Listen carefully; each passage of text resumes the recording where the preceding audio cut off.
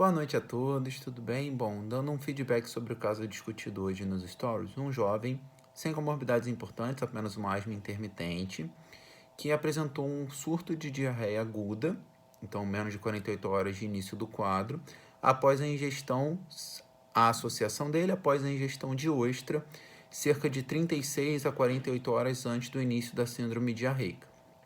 Esse jovem é estudante de medicina, está fazendo internato, então tem estado em ambiente hospitalar. Não tem uso de antibiótico recente, mas de fato apresenta uma síndrome diarreica com repercussões. Então ele tem cerca de 10 evacuações nas últimas 6 horas, além disso, 3 episódios de êmese, taquicardia, hipotensão e inclusive lipotímia durante a avaliação no setor de emergência do hospital. Primeira coisa que a gente tem que pensar nesse paciente é se de fato a associação feita por ele da ostra pode ou não ser verdadeira. E aí, quando a gente pensa em infecção associada à contaminação de alimentos, isso requer que tenha toxina ali. Normalmente, mais pessoas que ingeriram o mesmo grupo de alimentos estarão com a mesma sintomatologia e o início do quadro é em cerca de 6 horas após a ingestão, porque a toxina já está ali, é o início do momento dela começar a agir no nosso organismo, tá?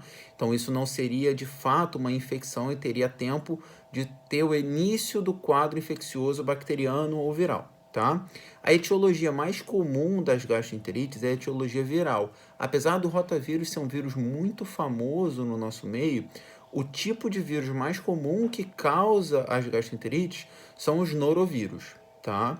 Nas infecções gastrointestinais, nas gastroenterites agudas, as indicações de antibiótico e de solicitação de exames complementares são parecidas em muitos aspectos. O que é importante? O paciente sempre tem marcos. Mais de 6 a 10 evacuações de dia é sempre um denominador importante para a gente, assim como presença de muco, sangue ou pus na evacuação. Por quê? Porque isso denota uma atividade inflamatória mais importante. Então, seriam, em casos infecciosos por bactéria, aquelas bactérias enteropatogênicas, tá bem? Em relação às comorbidades, principalmente os pacientes imunossuprimidos e os pacientes com mais de 70 anos inspiram maiores cuidados.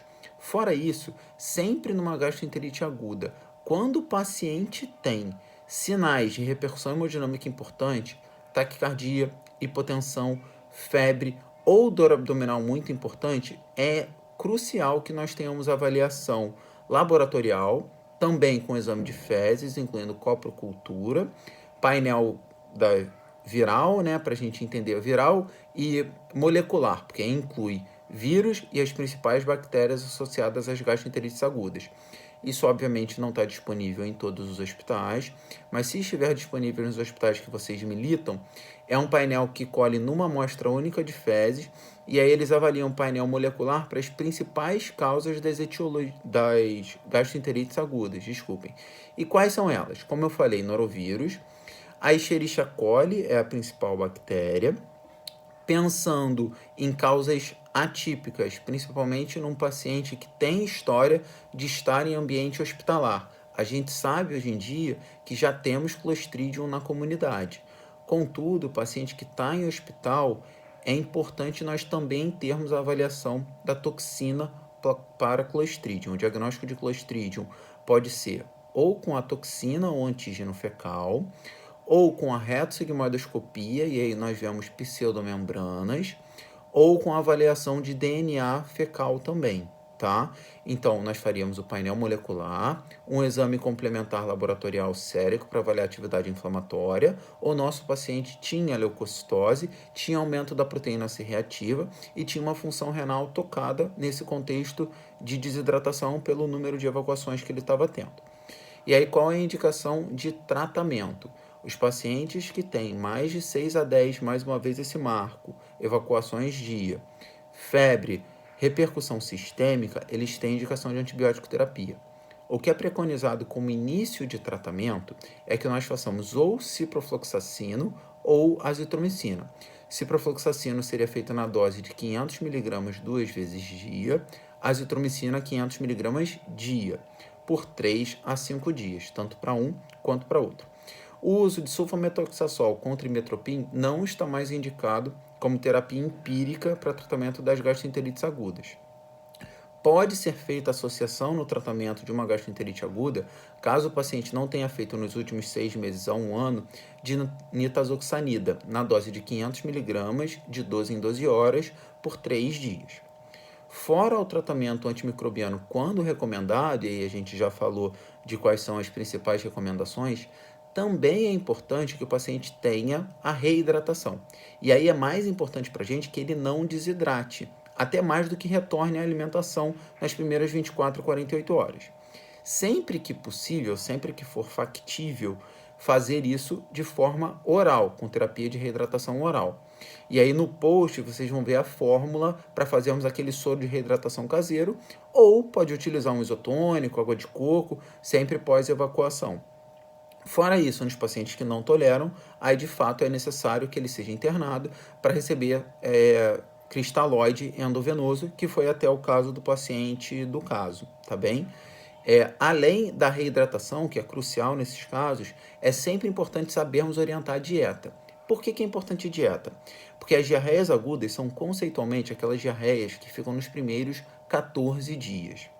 Diarreias que ficam entre 14 e 28 dias são as diarreias persistentes. Diarreias por mais de 28 dias, mais de 4 semanas, são as diarreias crônicas. Então, as diarreias persistentes, a principal causa é uma má orientação dietética. Principalmente, não orientar a retirada de laticínios. A gente sabe que existe uma insuficiência, uma intolerância momentânea à lactose por uma deficiência temporária da lactase. Lactase é a enzima das disacaridases que a gente tem menor reserva e ela fica no ápice das velocidades ali. Então, quando a gente tem um insulto viral, normalmente isso diminui um pouquinho, diminui essa reserva, a gente fica temporariamente intolerante à lactose até repletar as nossas velocidades e a lactase. Tá? Então, é ideal que os pacientes fiquem de 7 a 10 dias sem lactose, sem bebida alcoólica e sem alimentação muito gordurosa, muito rica em alimentos gordurosos, para que eles possam reestabelecer o trato gastrointestinal deles. No que tange o uso de probióticos.